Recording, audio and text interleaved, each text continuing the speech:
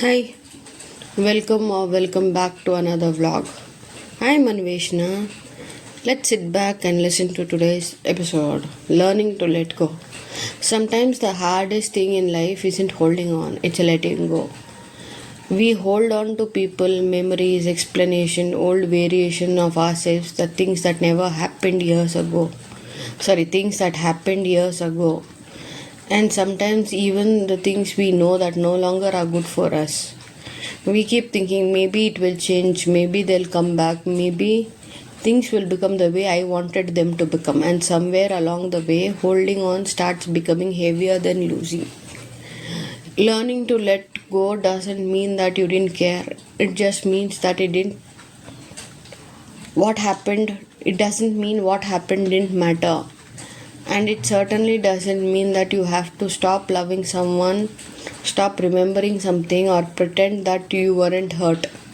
Sometimes letting go simply means accepting that you cannot carry something just because it was once meant everything to you.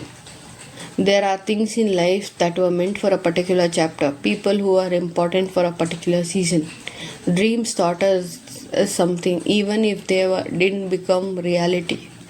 The variations of ourselves helped us survive but aren't necessary anymore. We often think letting go means losing, but sometimes letting go actually means making space. Space for something new, space to breathe, space to become the person you weren't supposed to become without constantly looking behind. And perhaps the hardest part is understanding that you don't always get closure from another person.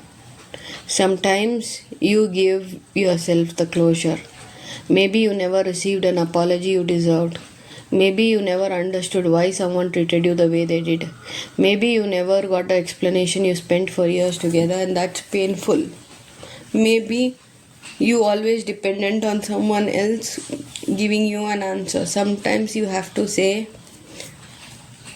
maybe I never understood why it happened, but I understand that I didn't want to carry it anymore.